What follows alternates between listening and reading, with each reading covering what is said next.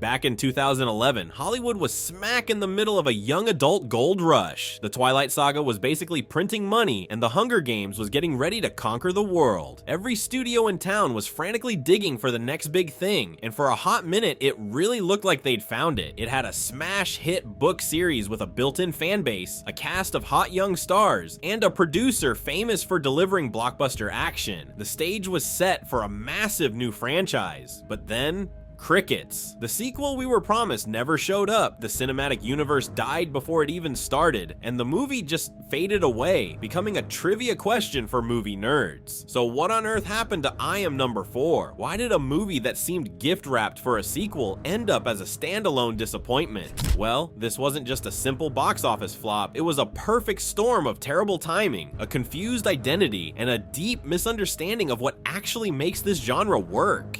This is the real reason you never saw I Am Number 5. Before we get to the fall, you have to understand just how high this movie was supposed to fly.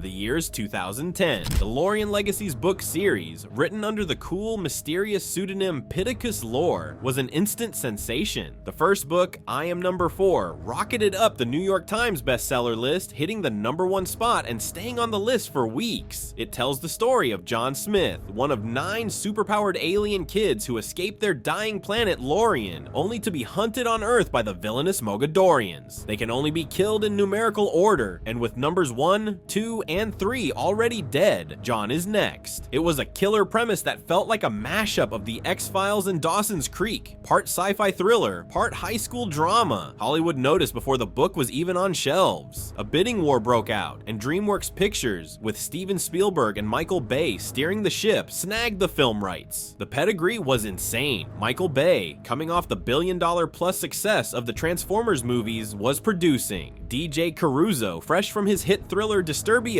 was directing. The script was handled by Alfred Goff and Miles Miller, the celebrated creators of Smallville, and Marty Noxon, a veteran writer from Buffy the Vampire Slayer. On paper, this was an absolute dream team for a young adult science fiction story. The casting was straight out of the YA playbook. Alex Pettyfer, a rising British star, was our lead. Number 4, Diana Agron, at the absolute peak of her Glee fame, played his human love interest, Sarah, and Teresa Palmer was cast as the mysterious butt-kicking number 6, a character who instantly became a fan favorite and was clearly being set up for a huge role in the sequel. Everything was perfectly aligned. The books were popular, the creative team was proven, and the market was starving for more. A multi-film franchise based on the 7-book series was the goal. Merchandise was probably being designed, and book fans were ready for the Lorien Legacies to be the next great movie saga. All they had to do was release the movie. It seriously felt like this couldn't miss, but we all know how that story ended. Were you one of the people hyped for this movie back in 2011? Let me know in the comments. And don't forget to subscribe for more deep dives into Hollywood's biggest what-ifs. The real problem with I Am Number 4 wasn't one big mistake, but a bunch of cracks in the foundation that started showing up during production. The movie was trying to be 2 completely different things at once, and ended up being neither. On one hand, it was a young adult romance. It dove headfirst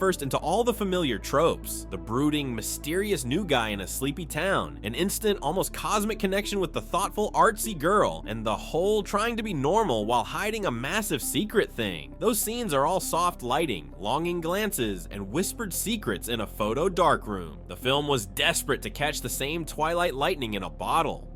But on the other hand, it was a Michael Bay production, and that meant it also had to be a loud, explosive sci-fi action flick. You can't miss his influence. The villains, the Mogadorians, are these giant, bald dudes in black trench coats who look like they got lost on their way to a grittier, nastier sci-fi movie. The action scenes are pure bayhem, frantic cuts, huge explosions, and tons of CGI. The movie's entire finale just ditches the high school drama for an all-out war on a football field, complete with alien monsters and laser guns. This tonal whiplash makes for a movie that feels totally disjointed. It never fully commits to being a heartfelt teen romance, and it never goes all in on being a relentless action blockbuster. It's stuck in this awkward, unsatisfying middle ground. One minute, John and Sarah are falling in love over developing photos. The next, a giant alien beast is busting out of a truck. The movie couldn't make up its mind, and audiences could feel it. This wasn't just studio meddling, it was a fundamental conflict baked into its DNA. DNA. The guys from Smallville and the producer of Transformers were making two different movies that were just smashed together in the edit. When I Am Number 4 finally hit theaters on February 18th, 2011, the reaction wasn't the roar the studio wanted. It was more of a confused, polite clap. The film opened to about $19.4 million in the US and failed to even hit number 1 at the box office. It eventually crawled its way to a domestic total of about $55 million. For a film with a budget reported to be between $50 and $60 million, that was a disaster. Once you factor in the massive marketing costs, the film lost a chunk of money in its most important market. It did better overseas, eventually pulling in a worldwide total of about $150 million, but don't let that number fool you. For a movie that's supposed to launch a franchise, just breaking even isn't nearly good enough. Studios need a huge return on investment to justify spending hundreds of millions on sequels. Compared to its rivals, I Am Number 4 was a huge letdown. The first Twilight film, made for less money, grossed almost $400 million. A year later, The Hunger Games would storm in and make nearly $700 million.